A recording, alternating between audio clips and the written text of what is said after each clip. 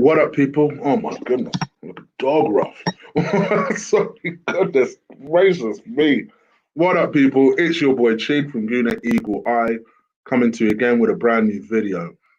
This time it is Brighton versus Arsenal preview, where I talk to you about teams, I show you what my hopeful lineup is, and we have a brief debate about how wrong you think I am. That's basically what we do in these previews. But hopefully you guys will enjoy it, find this valuable. And you know what I'm going to tell you guys. Please do stick a like on this video. You guys have been annihilating it. Either I'm doing a good job all of a sudden, or you lot are annihilating the likes. I like to think it's a bit of both. I like to think it's a bit of life, and you guys are showing me love, and I'm doing a better job. So I hope you guys are enjoying the show. Please do stick a like on this video. Like squad, that is your job. Absolutely annihilate the likes. It's made a huge difference to not only viewership, but actually subscribers. And I may be on my way to my 8,000 target before the end of the season. So please keep it up. You know what our schedule is today. Just to give you guys an update, I've got the combat show later on today with Ola and Will. The link to that is in the description below. Make sure you don't miss that. 9:30, we'll be covering boxing, MMA as usual. In terms of the members, the gold and silver members, lots of things are dropping your way this weekend. You're going to get first look at my two chopping block episodes. You're going to get a Chigno's Best video series as well. And you're going to get that 48 hours before these lot. So make sure if you've not joined already, please do hit that join button. Silver membership, gold membership, whatever. You get first look at all of those things. My FIFA membership will be for the gold members only. So I'll be doing a FIFA stream sometime this weekend. And next weekend, I'm going to do a stream especially for both members. I did promise this. So for both members, just to say thank you for signing up and just to kick it with you guys, basically. So do feel free to hit that join button that you see in the description. One's for $3.99, silver levels for $3.99, gold levels for $5.99. And then I've also got a Cooking with Chig that's going to drop for the gold members. I've got a new chopping block episode this Sunday, as you know. I've got so much stuff coming your way. It's incredible. It's the weekend, but I'm still working like a motherfucker. So make sure you guys keep an eye out on this. And speaking of working, I'll be back tomorrow with Lee back on this channel, where we'll be breaking down, who knows, a performance, I guess, from Arsenal. As per usual, I'll be doing a watch along on his channel, and then we'll be coming back on this channel to do the player ratings and review. Okay, let's get into this. Brighton versus Arsenal. This game always makes me nervous. This game I kind of attribute very similar to when we play Southampton away. No matter how poor Southampton are playing, when we go there to visit, it becomes a problem. Same thing with Bournemouth. Same thing with Brighton. For some reason, South Coast teams we just don't deal with well. I don't know what that's about. And we're at a time where, let's face it, confidence is low. We didn't perform well at all on Wednesday. A lot of people have said to me over the last couple of days, yeah, but Chick, realistically, did you expect Arsenal to win? No, I predicted a loss. But what I also said in my preview was, for me, I don't even necessarily mind us losing. City are the second best side in the league this season. They're one of the best teams in Europe. Quite frankly, we are not there. So it would be stupid to be mad at a loss. Even though, don't get me wrong, as an Arsenal fan, I don't care who you are, I expect you to win. Realistically, I'm not an idiot. Do you know what I mean? So I think people get it twisted, like, oh, Chib, what's the fuss about though? Like, really? Like, did you really think we'll win? No. But what I expect is Arsenal to give some kind of stubborn performance. And they did anything but that. They just, if anything, they just bent over. The only person that could leave that field and said, pat themselves in the back and say, yeah, they did a decent job, was Bernd Leno. Don't get me wrong, I felt that Mari, for the brief time he was on, I thought did quite well. I thought Ceballos, for the brief time he was on, at least made a nuisance of himself. But actually, to be honest, not a lot else happened. And that for me was disappointing. I get that, Arsenal notoriously are slow starters after any kind of break, but man, that was bad. And for me, to ask them to react against a bogey side is going to be a big task and a big ask, to be fair. We don't play well away from home anyway, but against one of our bogey teams, it's going to be a massive ask. Brighton themselves, they're about 15th, and League on the side is doing well. Let's just face it, he's doing well. In the sense that I don't think Brighton, if you're a Brighton fan, you're not really expecting to pull up trees. That's why I always thought that the Chris Hughton firing was so odd, because in my mind I was thinking, well, but where did you guys expect to be? He made them survive. Don't get me wrong, they weren't playing great football, but he made them survive and they still lost his job. Now they're 15th. They're literally 2 places above where they were last season. Doesn't make any sense to me, but it is what it is. And they have limitations. They have limitations. They are what they are. They're a big side, first and foremost. Size-wise, they're a big side. They're a physical unit. They have tried to introduce a little bit of football into the way they play. But generally, don't get it twisted. This is just, they are a big lump of a side and they're going to kick the absolute crap out of us. And we need to be able to react to that. From an Arsenal perspective, like I said, our confidence is low. But I guess this presents an opportunity for a couple of different options. First of all, you would imagine that Arteta will rotate the side a little bit, and I think he should. Because I think it's important in this run that we keep everybody as fresh as possible. Having said that, I think it also gives Arteta an opportunity to find out what his actual best side is. I kind of appreciate some of his struggles in that as he was getting to know his team, he was, sorry guys, I know this makes a noise. I'm going to put my fan on because I'm a little warm. Oh gosh, it makes too much of a noise. Never mind. Because I know Arteta, I appreciate some Arteta struggles because as he was getting to know his team, then this coronavirus hit. And obviously from his point of view, that is never ideal. If you're a new manager of any job, you don't want to have had that interrupted by something like this. Football is no different in that respect. So I get that, but it's now looking at that situation and some of the things and the way he set up that team. I want Arteta to start to get to know this side quicker, step up quicker, because it's not like, all right, I get it. Your mind was on City previously, but it's not like you don't know what these players could do by now. You were in the Premier League, you were familiar with them. Heck, if Pep is to believe, you were the reason why Man City narrowly beat us last season.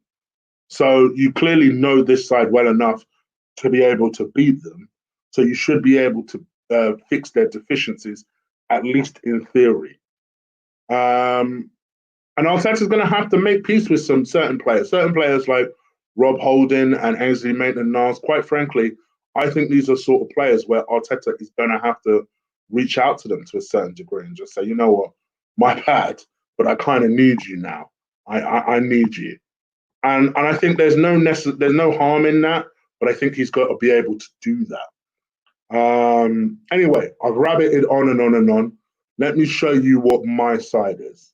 Now, keep in mind, people, I've had a lot of new subscribers lately. Fantastic. I'm glad you guys are on board and you're with us. What I would add is that when I set up my 1 to 11s, I don't do predicted 1 to 11s. I don't do what I think the manager would do. I do what I would do and explain my reasoning for it. I need you to keep that in mind before I show you what's gonna happen. All right. So bear with me. Let me show you guys, give you guys a little dabble into my kind of, into what I was thinking. All right. Hopefully, you guys should be able to see that now. All right. Can you see that? Let me know. Actually, you know what? Let me go full screen. Yeah, you can see that a bit better now, can't you? All right. So that's my 1 to 11. I'm going to explain some stuff, right? So in goal, I'm going to go with Burton Leno. For me, he did everything right. Everything that he could do, he did. Yes, he conceded 3 goals, but I think, to be perfectly honest, it could have been more, should have been more. And if it wasn't for him, we would have been looking at a real embarrassment. So yeah, Bert Leno for me keeps his place in that side. On the right hand side, I'm going to go with Ainsley Maitland-Niles. Now, actually, to be honest, Hector didn't do anything wrong. I thought he was fine. He wasn't anything fantastic, but he didn't do anything wrong. I think he faded towards the end of the game, but to be honest, a lot of them faded towards the end of the game. Hector's no different. But I think with Hector's knee, and I'm not even being patronizing here, with Hector's knee, I feel like you need to manage that. And a lot of games in a short space of time, I don't know if Hector has that in his knee. So I think manage that situation carefully. You've got Ainsley Maitland-Niles there. Now, yeah, I get it. You just started to play him as central midfield. But unless Suarez is miraculously okay, we have no other choice. You've got to play Ainsley Maitland-Niles at right back. So that's who I'd play him. That's why I play him. Plus, I think alongside Nelson, who's one of his good friends, I think that combination could work. In the middle, I've gone with Squadron Mustafi. I thought he played reasonably okay. Again, faded. I think he started to go back to usual Mustafi when Luis came on. Like I said, I think that combination is terrible. If I could help it, I would never play Luis and Mustafi together. And if everything works out the way I hope it will, we never will have to see that combination. But I think, to be fair to Mustafi, all season he's been reasonably consistent. I'm not his biggest fan. You know this. But you have to give credit where credit's due. He's done okay. And he did okay on Wednesday. He was one of the few players that I won't crap on. So for me, Mustafi keeps his place. He's 28 years old. He can handle this. He can handle this. He's strong enough to be able to play back-to-back games like this. Next to him, I'm going to go with Rob Holding. For me, he's fit. He's ready to go. At the very least, if I'm Rob Holding, my attitude is this: if I'm destined to leave this club, then you best believe I'm going to a club that is A, ready to pay that big bucks for me, and B, is going to make Arsenal regret ever selling me. Like, for him, this is a chance to put himself in the shop window. Now, given the fact that we're losing Luis, it looks like Socrates is out the door, it looks like we're trying to sell Mustafi, I don't know how likely Arteta is also going to sell Rob Holding, despite the rumours. I'd be shocked if he then said, all right, let me get rid of Rob Holding. But I think from Rob Holding's perspective, he can't hold on to hope. His focus is play as well as I can for the rest of the season. And for me, I just want him to prove his fitness because he's a bit injury prone for me. I just want him to prove that actually he can play back-to-back games without being injured all the time.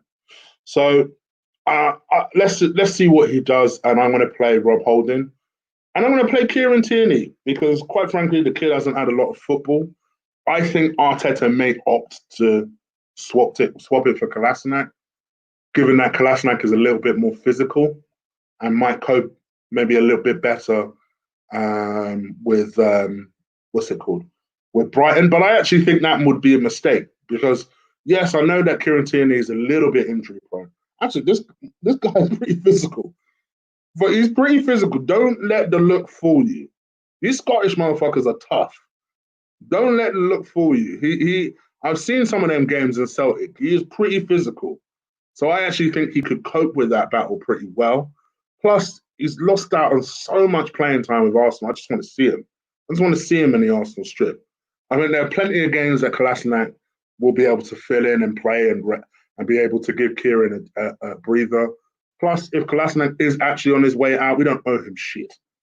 So I say just let Kieran play that position, and that's why I play him left back.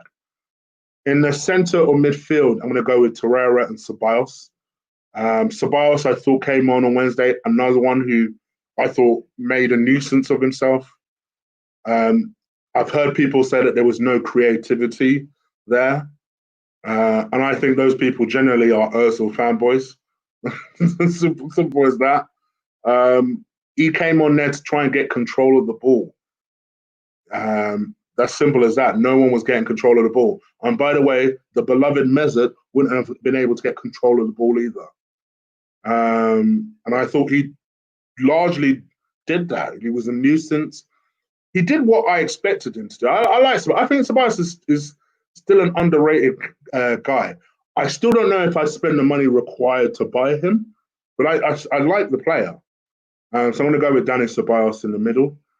Alongside him, I'm going to go with Lucas Torreira. I think people forget that Lucas Torreira, prior to the lockdown, actually suffered an ankle injury, quite a bad one.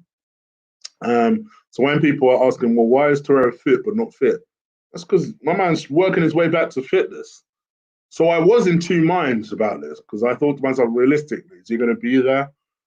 But actually, I've decided to go with him with the view of perhaps an hour deep into the game, you take him off and you put on someone like a Joe Willock or someone like that. So I'm going to go with Lucas Torreira, and just someone who I think will run his ass off, and we may need it. Now, this is where I've decided to make things a little interesting. The first omission here that you can see is Saka. I like Bukayo Saka. Don't get me wrong. I simply wanted to test. I think, for me personally, Nelson on that right-hand side might be an interesting ploy and something that they wouldn't necessarily expect. I'm sick of being an Arsenal fan knowing what Arsenal will do. And if I know what they'll do, you best be damn sure that these opposition managers will know what Arsenal will do. And I think setting up Pepe on the right-hand side against a big physical unit, for some reason, I just don't like that idea. But actually, Pepe being a little bit unpredictable in the centre of midfield, albeit an attacking midfield role, for me, this is his future position. I'd play him here. Someone who can actually dribble both ways. Yes, I know he has the tendency of coming inside, but if he plays as a number 10, and I've been a big advocate of changing his role, this is how I would do it. I think you'd have, especially defenses wouldn't know what he would do, because he could take it one way or could take it the other. He could take it to the left and then have a shot. You could take it to the right and maybe set someone like a Nelson up who's galloping in, or even an Aubameyang. And I think that's the beauty of just tweaking his role. So that's personally how I'd set up Pepe. I'd have Nelson on there because I feel like Nelson is a hard worker. I think that's what Arteta likes about him.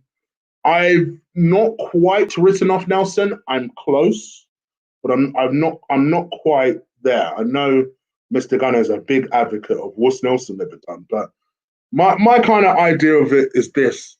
I like the unpredictability of starting Nelson tomorrow, because I don't think Brighton will be able to work out what he'll do. The one thing I'll say about Nelson, he can whip a ball in when he really wants to. He's got decent pace. He's got decent invention to him. And yeah, he's a right winger. He is a right winger. Don't get me wrong, so is Pepe, but I find with Pepe, for me, Pepe is an attacking midfielder that happens to play on the right-hand side. Whereas Nelson, to me, is a right winger. So I would play a right winger there. On the left-hand side, I've gone with Martinelli. Like I said, it was a close run thing between him and Saka. I would still like to see Saka on the left.